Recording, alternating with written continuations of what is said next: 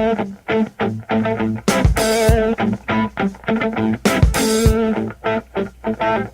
now, back to America's Wealth Management Show. Dean Barber and your local advisor, Dan Fisher.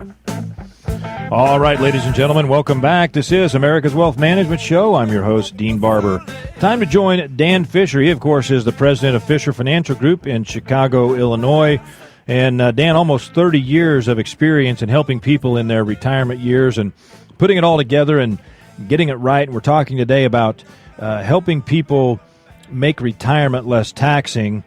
But I'm of the contention, Dan, that even if people get it all right, they've done their tax planning appropriately, they've coordinated that with their investment, with their risk management needs, they've grown their money, they've gotten the income they need, I'm of the contention that even if they've done all that right, it can still be messed up on the transfer, and that's what we call estate planning. And Dan, I know that you've dealt with that in detail. You've seen horror stories where money's gone to the IRS and not the kids. The kids haven't been able to stretch IRAs. The kids get disinherited for whatever reason. All kinds of things out there. I know you've seen that stuff, right? Oh yeah, absolutely. I have people come in my office that have worked with a stockbroker, and the stockbroker or advisor or whoever that they have dealt with so anxious to fill out paperwork that a lot of times they just put down estate as a beneficiary. And they just gloss over a lot of things because they focus more on the money and putting the money to work, making a commission, moving on. So they're not really doing a real good service to the people that they're coming across. And that's where we kind of differentiate what we do as professional advisors. I think that that Kidder ruling is a perfect example of why a professional advisor should be utilized. What we do is we look at all aspects of an individual's portfolios and not just focusing on the money and asset allocations. In our day-to-day practice, this is what we see. We see a lot of times, we see parents disinheriting their grandchildren, which is not their intent, or they may only have one child listed without any contingents. Things like that. We see kids listed as beneficiaries when spouses need to sign off on their forms, they need to keep copies of those forms to prove to the IRS that the proper designations have been made. We do that for all of our clients. We give them copies of the beneficiary designations, the TODs, the transfer on death forms. So we need to make sure our clients' desires match up with their beneficiary designations. Well, I want to walk through that Kidder case if I could, real quick here, Dan. Here's the situation, ladies and gentlemen. This is not something we made up. It's not a case study. This is actually a true case, something that happened and went through the United States District Court in the Middle District of Louisiana. And just because you're not in Louisiana, don't think that these rules don't apply to you, because they absolutely do.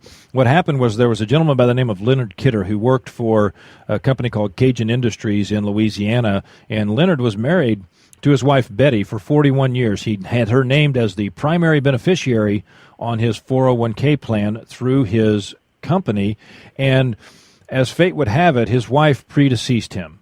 His wife passed away, and so Mr. Kidder went into the offices of Cajun Industries and went to the 401k plan administrator and said, hey, I need to change my beneficiary. My wife's passed away. I want to put my 3 adult children on as the primary beneficiaries of my 401k, each one of them getting an equal share. So he changed the beneficiary form, went on about his business, and a few years later married again to a lady named Beth. Now, he married Beth, and he didn't change his beneficiary forms at the 401k level. He left his children on because he wanted the children to be the beneficiary of his 401k. 6 weeks after he married Beth, Mr. Kidder passed away. The children went to the 401k plan provider in Cajun Industries, and they said, what do we need to do to get our inheritance from the 401k plan? And they told them, you know what, you can't have the money. It's not your money. And they said, well, yes, it is. It's right here. It's on the beneficiary form. Our father intended for us to have this money. And they said, no, your father remarried, and his new wife never signed a waiver, which is required by ERISA. Now, ERISA is the Employee Retirement Income Securities Act that was written back in the 1970s. And because she didn't sign a waiver, ERISA says that the spouse is the default beneficiary on an ERISA plan, which is a 401k plan or plans that fall under Code Section 401A. And so the new wife of 6 weeks inherited the entire 401k plan, and the children were totally disinherited. Not at all what Mr. Kidder wanted, but this went all the way to the Supreme Court, and the children lost. Yeah, that's a crying shame. That's why, like I said, we really need to keep up with these rules, and we do. We go to seminars, and we get newsletters, and we keep up with the tax laws too. These are very important aspects of a person's financial situation. And like I said before also, that we tend to focus these days on where to put money at the right place at the right time, and it's all for naught, when the distribution of these funds ultimately have to be made. And we periodically will, at least on an annual basis, ask our clients what has changed. Any new additions to the family, any changes in marital relations, and anything like that can affect a person's financial picture. And so you're doing a thorough checkup on an annual basis to make sure that all of the I's are dotted and the T's are crossed. That's what you're saying, right, Dan? Absolutely. I think that every advisor, a professional advisor, should be doing this. Apparently, they're not. Well, no, they're not, and you know they're not, and I know they're not, because there's a big difference, though, Dan, and ladies and gentlemen, you need to realize this. There's a big difference between somebody who is a financial salesman or salesperson and someone who's a true advisor. The salesperson's interested in selling you something, move on about their business, and whatever happens after that, they've earned their commission, they're done, they're on their way. An advisor who's working in the capacity of a fiduciary always puts your interests ahead of theirs. Those are the people that are going to be looking at every aspect of what you need to do. They're going to coordinate your tax, your estate planning, your insurance planning, and your investment planning all under one roof, all for the benefit of you. And today, ladies and gentlemen, Dan Fisher, he's the president of Fisher Financial right there in Chicago. Dan is going to offer up for the first 30 callers a free financial checkup. What this is going to include, he's going to look over taxes, estate planning issues, risk management issues, and also investment issues. He's going to do a complete financial checkup for the first 30 callers. There's no cost. There's no obligation. The best thing that can happen out of this is he pats you on the back and says, hey, you know what? You've done it all right. But if there's errors, if there are things that need to be corrected, he's going to be able to point you in the right direction of how to get those things corrected. So take advantage of a little bit of Dan Fisher's time for that complete financial checkup. All you need to do to qualify is be within 5 years of retirement or already retired with at least $250,000 of investable assets, and then pick up the phone, be one of the first 30 callers right now.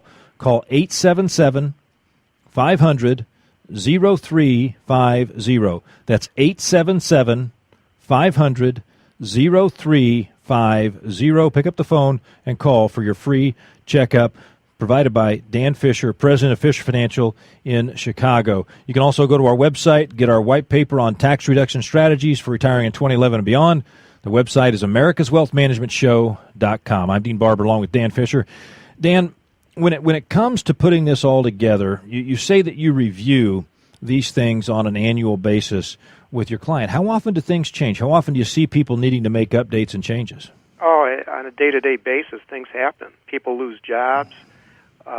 People get married. Babies are born. So it may not just be on an annual basis. It also can be on an as-needed basis. So it really depends on what's happening in our clients' lives. We can't really just say, oh, okay, well, we'll see you in 1 year. Anything can happen in the course of a year, and a lot can happen. So we make sure that we stay in contact with our clients so that nothing is a mystery. We don't want to find out after the fact that something has happened that we could have avoided, especially a tragedy like in this ruling that you talked about. We want to be armed, and we want to be proactive.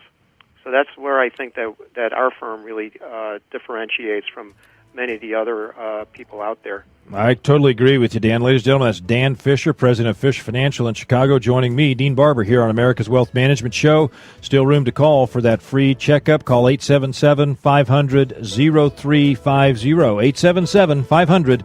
877-500-0350. Join us every Saturday afternoon from 4 to 5 on AM 560 WIND for America's Wealth Management Show with me, Dean Barber, and Dan Fisher, president of Fisher Financial. Dan, enjoy the rest of your weekend. Thank you, Dean. You too.